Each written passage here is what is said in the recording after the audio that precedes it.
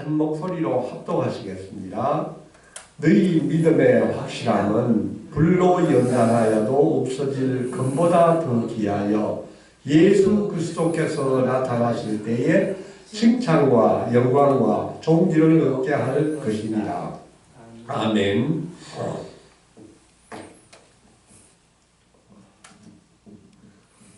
오늘은 베드로전서 세 번째 시간입니다. 오늘의 말씀의 제목은 금보다 귀한 믿음입니다. 우리들이 믿고 있는 이 믿음이 금보다도 더 귀하다는 것입니다. 방금 우리가 부른 찬송가는 우리들이 어릴 때부터 아주 즐겨 불렀던 찬송가입니다. 예수께서 오실 때 그 귀중한 법에 하나라도 남김없이 다 찾으시리. 샛별 같은 그 법에 면류관에 달려 반짝반짝 빛나게 비치리로다. 주를 사랑하는 아이 이 세상에 살 때 주의 말씀 순종하면 참 보배로다. 샛별 같은 그 법에 면류관에 달려 반짝반짝 빛나게 비치리로다. 진정한 믿음을 가지고 있는 사람들은 다 믿음의 증거를 가지고 있습니다. 깨끗하고 신실하고 고상하며 거룩한 성품을 가지고 있습니다. 사랑하는 성도 여러분, 우리는 어떤 믿음의 증거를 가지고 있습니까? 베드로후서 1장 1절 말씀을 보면은 이런 귀한 믿음을 보배로운 믿음이라고 말씀하고 있습니다. 예수 그리스도의 종이며 사도인 사도 시몬 베드로는 우리 하나님과 구주 예수 그리스도의 의를 힘입어 동일하게 보배로운 믿음을 우리와 함께 받은 자들에게 편지하노니 라고 말씀하고 있습니다. 오늘 우리가 부른 찬송가 564장은 예수께서 오실 때에 이런 보배로운 믿음을 가진 우리들을 칭찬하신다는 것입니다. 주를 사랑하는 아이 이 세상의 보배, 주의 말씀 순종하면 참 보배로다. 주의 말씀을 순종하고 굳건한 믿음을 가진 사람이 이 세상의 가장 귀한 보석이라는 것입니다. 예수께서 오실 때 이 귀중한 보배를 하나도 남김없이 다 찾으시겠다는 것입니다. 우리의 믿음도 예수님 오실 때 찾으시고 상 주실 참 귀중한 보배입니까? 이제 다 같이 우리가 방금 읽은 1장 7절 말씀을 한 번 더 읽어보겠습니다. 시작. 너희 믿음의 확실함은 불로 연단하여도 없어질 금보다 더 귀하여 예수 그리스도께서 나타나실 때 칭찬과 영광과 존귀를 얻게 할 것입니다. 아멘. 이 금은 성경에서 가장 자주 많이 인용되고 있는 귀중한 금속입니다. 역사적으로 주전 4000년 전부터 메소포타미아 지방에서부터 사용하기 시작하였다고 역사가들은 기록하고 있습니다. 금에 관한 이야기는 창세기 2장부터 나오고 있습니다. 창세기 2장을 보면 에덴에서부터 강이 4개가 흘러나오고 있는데 그 첫 번째 강이 바로 비손이라는 강입니다. 2장 11절을 보면 첫째 이름은 비손이라 금이 있는 하월라 온 땅을 둘렀으며 그 땅에 아마 금이 많았었던 것 같습니다. 옛날부터 동서고금을 막론하고 이 금은 사람들이 굉장히 중요한 것으로 생각하고 서로 금을 많이 가지려고 했습니다. 때로는 전쟁도 하기도 했었습니다. 성경을 보면 이스라엘 백성들은 광야에서 자기들이 가지고 나온 모든 금들을 모아서 우상을 만들었습니다.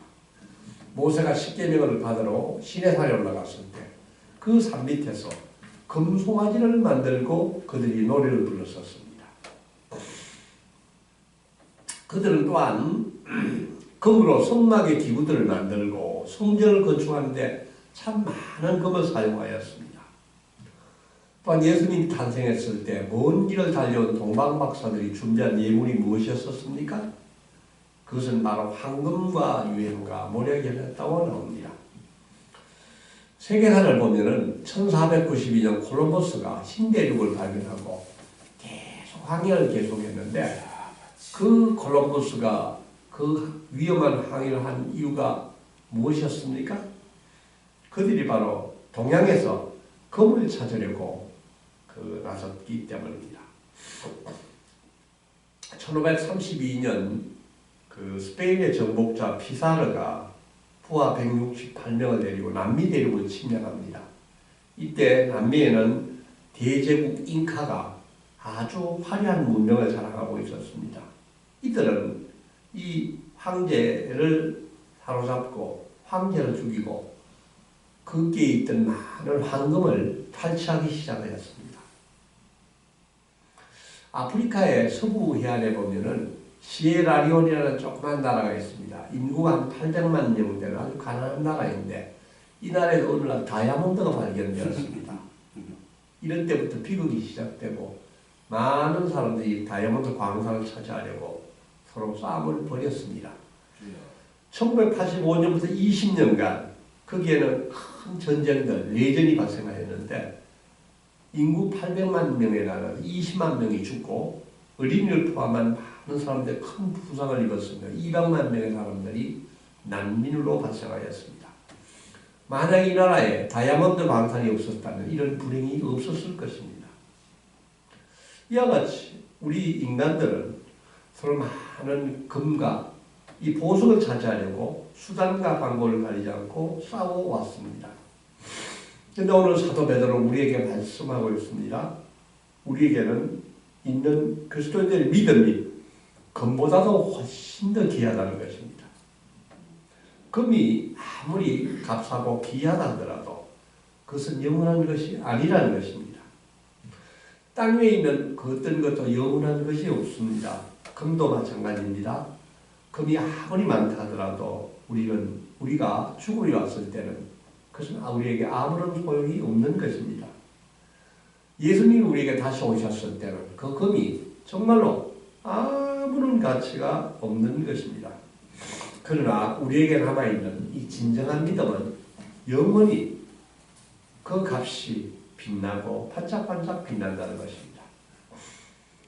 금은 이 정제 과정을 보면은 반드시 높은 온도로 가열해가지고 그 안에 있는 불순물을 전부 다 제거해야 되는 과정을 거치게 되는 것입니다. 오랜 시간 정제를 통하여서 마지막 순금, 99%의 순금이 남게 되는 것입니다. 우리의 믿음도 마찬가지인 것 같습니다. 우리가 귀한 구원의 은혜를 입었지만 우리가 늘 기도하고 늘 말씀으로 우리 안에 있는 불순물을 걸러내야 하는 것입니다. 진정한 믿음이 되기 위해서는 우리에게도 연단이 필요하다는 것입니다. 시련과 고난의 과정이 필요하다는 것입니다. 잠언 17장 3절 말씀입니다. 도가니는 은을, 불무는 금을 연단하거니와 여호와는 마음을 연단하시느니라. 아멘. 아멘. 여호와께서 우리의 마음을 연단하시면은 우리의 믿음이 진정한 믿음이 된다는 것입니다. 우리의 믿음은 고난을 받으면 받을수록 더욱 단단해지는 것입니다. 예수님께서 오실 때 우리의 믿음에 대해서 칭찬과 영광과 존귀를 받게 될 것입니다. 너희 믿음의 확실함은 불로 연단하여도 없어질 금보다 더 귀하여 예수 그리스도께서 나타나실 때 칭찬과 영광과 존귀를 얻게 할 것이니라. 이 사도 베드로는 부활하신 예수님을 직접 만난 사람입니다. 그분은 감람산에서 부활하신 예수님이 성천하실 때 그 자리에 있었습니다. 그 자리에서 천사가 예수께서 다시 오신다는 전해주는 말씀을 들었던 사도입니다. 오늘 이 베드로가 우리에게 말씀하고 있습니다. 그분이 직접 경험하고 체험한 생생한 경험과 믿음으로 우리들에게 예수 그리스도께서 다시 오신다고 말씀하고 있습니다. 사랑하는 성도 여러분, 여러분의 믿음은 지금 어떤 상태에 있는 것 같습니까? 우리는 우리의 믿음에 대해서 어떤 증거를 갖고 있습니까? 히브리서 11장 6절 말씀입니다. 믿음이 없이는 하나님을 기쁘게 하시지 못하나니 하나님께 나아가는 자는 반드시 그가 계신 것과 또한 그가 자기를 찾는 자들에게 상 주시는 분이심을 믿어야 할지니라. 아멘. 하나님은 반드시 우리의 믿음에 대하여 상 주시는 분이심을 믿으시기 바랍니다. 우리는 이제 이 믿음으로 언제나 하나님의 보좌 앞에 담대하게 나갈 수 있게 되었습니다. 그런데 우리가 우리의 믿음이 자라나고 성숙하기 위해서는 반드시 시련이 따른다고 말씀하셨습니다. 빌립보서 1장 29절 말씀입니다. 그리스도를 위하여 너희에게 은혜를 주신 것은 다만 그를 믿을 뿐 아니라 또한 그를 위하여 고난도 받게 하려 하심이라. 믿음과 시련은 서로 같이 나간다는 것입니다. 훌륭한 믿음의 선진들을 보면 그분들은 반드시 고난과 시련을 겪었다는 것을 우리가 알 수가 있습니다. 믿음의 조상 아브라함은 어땠습니까? 그는 편안하게 잘 지내고 있던 그때에 고향과 친척과 아비의 집을 떠나라고 말씀했었습니다. 말씀에 순종하여 나간 아브라함과 그 가족에게는 기근이 다가왔었습니다. 또한 늦은 나이까지도 자식이 없었고 100세 얻었던 아들 이삭을 제물로 바쳐야 했던 것입니다. 야곱은 어땠었습니까? 장자의 축복을 받으려고 정든 부모와 고향 집을 떠나서 얼마나 오랫동안 먼 지방에서 고생하고 종살이를 하면서 많은 고난을 겪었습니까? 요셉은 어떠하였습니까? 형들의 미움을 받아 애굽의 종으로 팔려서 수많은 고난과 옥살이와 많은 고통을 겪지 않았었습니까? 모세는 어땠습니까? 살인자로 몰려서 광야로 도망가서 40년간 양치기로서 외롭고 힘든 시간을 보냈었습니다. 이와 같이 우리는 성경에서 배울 수 있는 것은 믿음의 사람에게는 반드시 훈련과 고난과 연단의 시간이 있다는 것입니다. 사랑하는 성도 여러분, 여러분에게 지금 어려움이 있습니까? 고난이 있습니까? 마음에 흔들림이 있습니까? 기뻐하시기를 바랍니다. 하나님께서 여러분을 훈련시키고 연단시키고 단련시키고 난 뒤에 반드시 금같이 귀하게 사용하게 되실 것을 믿으시기 바랍니다. 아멘. 금이나 다이아몬드는 반드시 세공 과정을 거쳐야 만들어지는 것입니다. 잘 깎이고 잘 다듬어져야 하는 것입니다.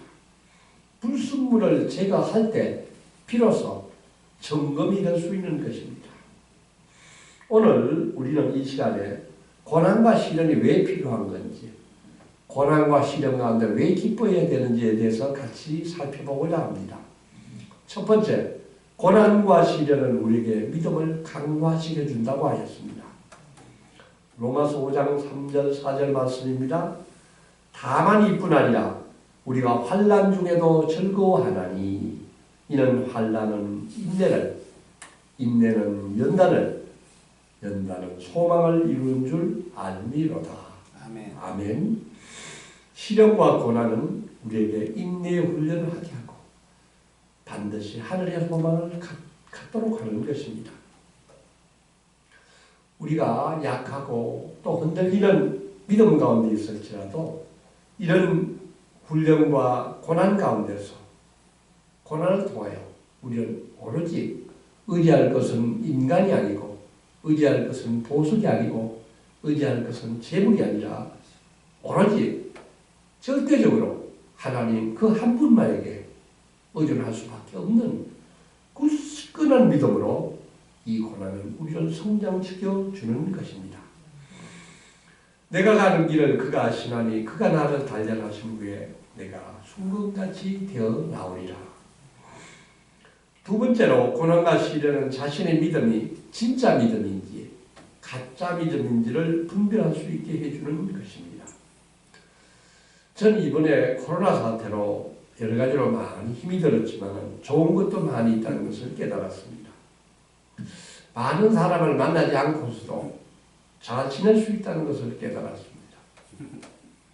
그동안 번잡한 일상으로 늘 바쁘다는 생각이 있었지만 이제 그 바쁜 일상이 멈추어도 괜찮다는 것을 알았습니다.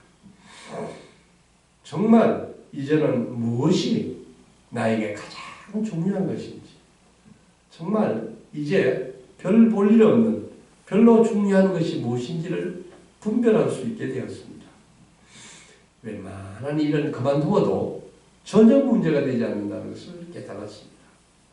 무엇이 나에게 가장 소중한 것인지, 앞으로 나의 시간과 재능을 어디에 집중해야 할 것인지를 다시 확인하는 계기가 되었습니다. 아멘. 아멘. 우리 청안 숲속에 있는 새장은 평소에 우리 눈에 잘 뜨이지 않습니다. 그러나 겨울이 와서 그 나뭇잎이 다 떨어지고 나면은 앙상한 나무 가지 사이로 나무에 걸쳐 있는 새장이 우리 눈에 잘 보이는 것입니다. 우리의 고난과 시련도 마찬가지입니다. 시련을 겪으면 겪을수록 내게 무엇이 가장 소중한 것인지를 깊이 깨달아 잘 알게 되는 것 같습니다. 내 믿음이 정말 얼마나 귀하고 소중하고 견고한지를 잘 알 수가 있게 되는 것입니다. 세 번째로, 고난과 시련을 통하여 우리는 귀한 성령의 은사를 얻을 수가 있는 것입니다. 바울은 이렇게 그의 믿음을 고백했습니다. 이로 말미암아 내가 또 이 고난을 받되 부끄러지 아니함은 내가 믿는 자를 내가 알고 또한 내가 의탁한 것을 그날까지 그가 능히 지켜주실 것을 확신합니다. 디모데후서 1장 12절 말씀입니다. 바울은 깊은 고난 가운데서도 하나님께서 직접 친히 언제나 자기를 지켜주실 것을 믿었습니다. 갈라디아 5장 22절 말씀입니다. 오직 성령의 열매는 사랑과 희락과 화평과 오래 참음과 자비와 양선과 충성과 온유와 절제니 이 같은 것을 금지할 법이 없느니라.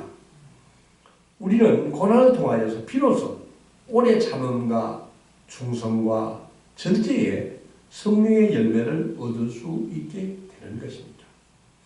네 번째로, 시련과 고난을 통해 우리는 예수님을 통하여 상급을 받을 수가 있습니다. 예수님은 분명히 우리에게 이렇게 약속하시고 말씀하셨습니다. 인자로 말미암아 사람들이 너희를 미워하고 멀리하고 욕하고 너희 이름이 악하다 하여 버릴 때에는 너희에게 복이 있도다. 그날에 기뻐하고 뛰놀라. 하늘에서 너희 상이 큽니다.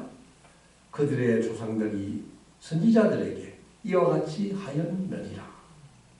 사랑하는 성도 여러분, 우리가 지금은 여러 가지 시험으로 말미암아 잠깐 근심하지 않을 수 없으나 크게 기뻐하시기 바랍니다. 예수 그리스도께서 나타나실 때 칭찬과 영광과 존귀를 얻게 될 것을 반드시 믿으시기 바랍니다. 우리는 대낮에는 하늘의 별들을 잘 볼 수가 없습니다. 그러나 캄캄한 밤에는 반짝반짝 빛나는 별들을 볼 수가 있습니다. 주를 사랑하는 아이, 이 세상의 보배, 주의 말씀 순종하면 참 보배로다. 샛별 같은 그 보배 멸류관에 달려 반짝반짝 빛나게 비치리로다. 성도 여러분, 고난 가운데서도 기뻐하시기 바랍니다. 아멘. 예수 그리스도께서 나타나실 때 칭찬과 영광과 존귀를 얻게 될 것을 믿으시기 바랍니다. 아멘. 아멘. 사랑과 자비의 아버지 하나님, 참으로 감사합니다. 우리를 거듭나게 하시고 하나님 나라에 대한 산 소망을 갖게 해주셔서 참 감사합니다. 주님, 우리가 장차 죽어도 부활하신 예수 그리스도를 따라 부활하게 될 것을 믿습니다. 너희 믿음의 확실함은 불로 연단하여도 없어질 금보다 더 귀하여 예수 그리스도께서 나타나실 때 칭찬과 영광과 존귀를 얻게 할 것이니라. 주님, 오늘 이 새벽에 주신 말씀을 통하여 우리의 믿음이 금보다도 더 귀한 것임을 다시 한번 깨달았습니다. 땅 위에 있는 모든 것이 사라지듯이 아무리 귀한 금도 나에게는 영원하지 않습니다. 예수님이 다시 오실 그 시간에는 그것이 아무런 소용이 없다는 것을 믿음으로 고백합니다. 예수님 오시는 날 우리의 믿음을 보배로 여기시고 칭찬과 영광과 존귀를 우리에게 주실 것을 믿습니다. 주님, 우리가 그날을 사모합니다. 시련과 고난을 통해 우리의 믿음이 더욱 단단하게 하여 주시옵소서. 내 믿음이 정금과 같이 되게 하여 주시옵소서. 하늘 날아가는 그 시간까지 이 믿음 잘 간직하게 하여 주시옵소서. 고난 가운데서도 영원한 기쁨을 바라보면서 주님을 찬양하게 하여 주시옵소서. 이 모든 말씀 예수님의 이름으로 간절히 기도드리옵나이다. 아멘. 하늘에 계신 우리 아버지, 아버지의 이름이 거룩하게 하시며 아버지의 나라가 오게 하시며 아버지의 뜻이 하늘에서와 같이 이 땅에서도 이루어지게 하소서. 오늘 우리에게 일용할 양식을 주시고 우리가 우리에게 잘못한 사람을 용서하여 준 것 같이 우리 죄를 용서하여 주시고 우리를 시험에 빠지지 않게 하시고 악에서 구하소서. 나라와 권능과 영광이 영원히 아버지의 것입니다. 아멘.